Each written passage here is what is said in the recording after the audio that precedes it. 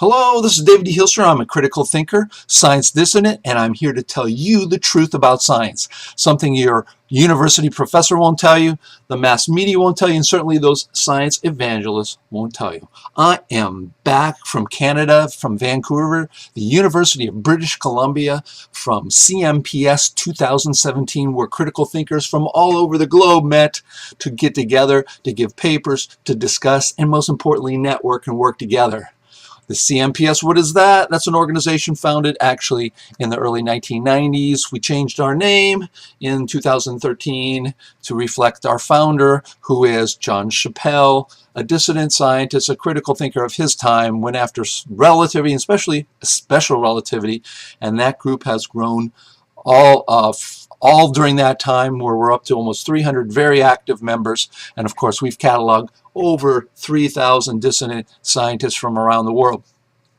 And one of the great things we got to do was to see the city itself and take a tour, and it is so beautiful there. During the summer especially, you have these huge pine trees that go way up all over, just everybody biking. Such a wonderful town. I'll tell you, if you want to live in a really tranquil place with really great people, you got to go to Vancouver. And I thank very much Duncan Shaw, who lives there, who hosted a meeting at his home in Vancouver. Just a delightful place. But of course, it's not a delightful place in mainstream science, because we really laid into them.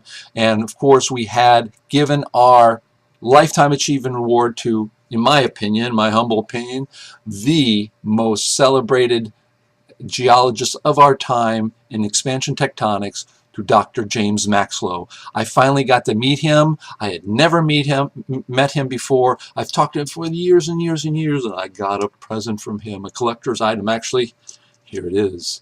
Look at that. This is a globe.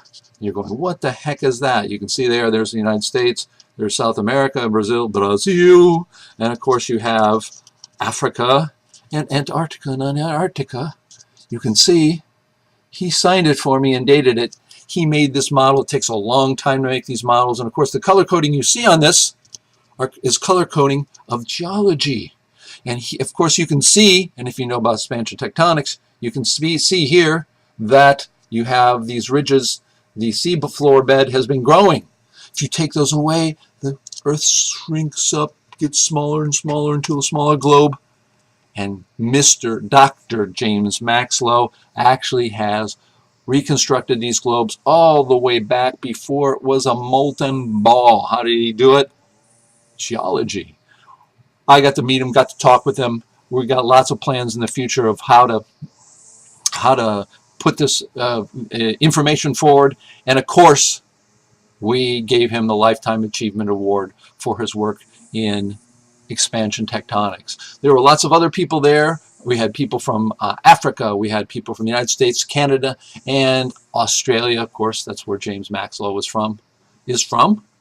And we had a lot of speakers talking a lot of different things. We had people, quite a few people talking about an ether theory, that is, some give physicality for light. They're the particle people like myself, particle models, my dad and I, who say light is streams of particles moving together. It hits you like that.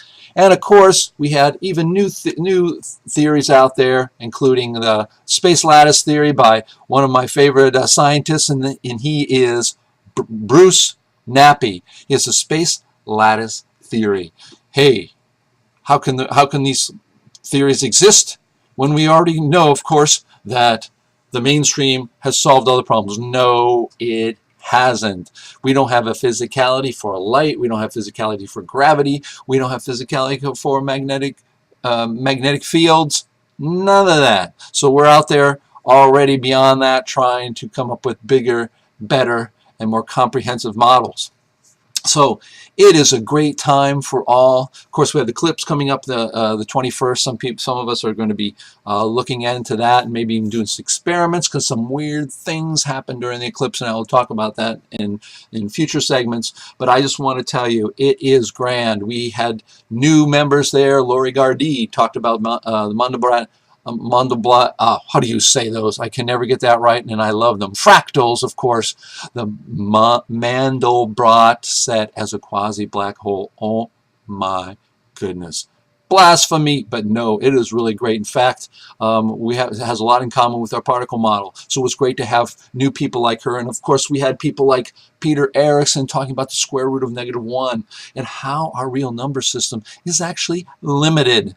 There's quaternions like Laurie Gardy likes, and of course Peter Erickson likes. So we have to remember, not only is science a suspect, but also our mathematical systems. They have limitations. If you have a square root of -1, or you're going into the minus and you're only dealing in a positive world like in the particle model, you shift it. That's all I have to do. I've got a bachelor's of science in mathematics. I love mathematics. So it is great to have all these people coming together and talk about all these things. And the most important thing was interaction.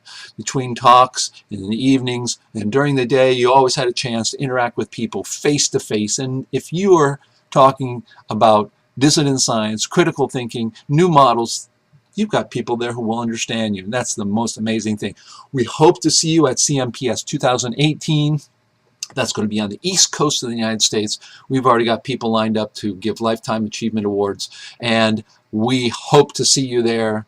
And you can check out the website. We are Critical Thinker. I'm a Critical Thinker, as you can see, my website t-shirt, and it says naturalphilosophy.org. We are redoing our website to be more friendly on our landing page. We're working on it right now, giving profiles of the great scientists. Right now, what you see is our website for members. So if you're an active member, come on in. You don't have to be a PhD. You don't even have to be a scientist. You could be anything, because, as I say in my movie, and I came up with this slogan, yes, Dave D. Hilster loves to come up with a slogan, that is, don't listen to me.